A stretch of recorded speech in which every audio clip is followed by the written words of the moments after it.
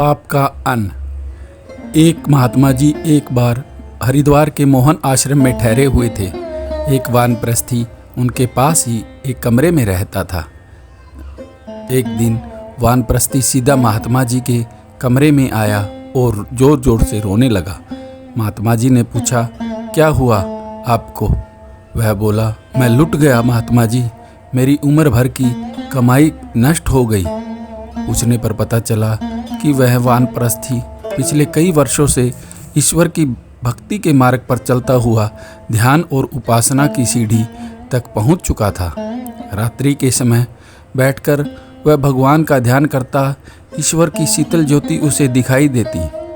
उसके आनंद में मस्त होकर वह घंटों बैठा रहता। परंतु कल रात ऐसा नहीं हुआ। उसे लगा कि उससे कुछ भूल हो गई है।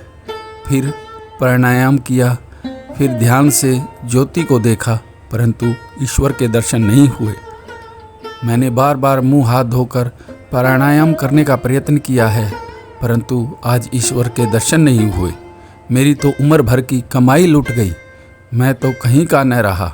पता नहीं मुझसे क्या गलती हो गई। वह कहता जा रहा था और रो रहा था।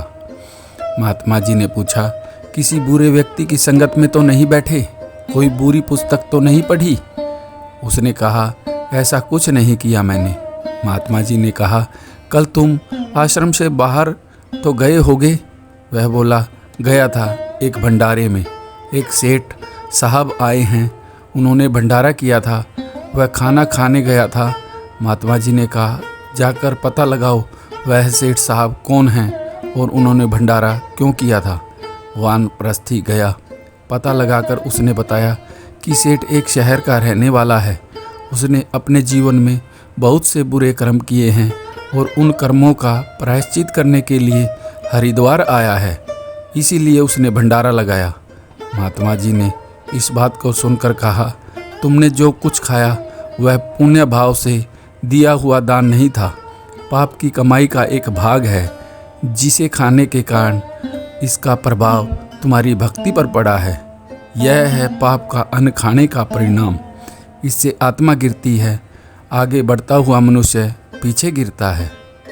इस कहानी से हमें शिक्षा मिलती है कि हमेशा हक हलाल और मेहनत की कमाई करके ही खानी चाहिए, क्योंकि पाप की कमाई आपके अच्छे कर्मों के फल को नष्ट कर देती है।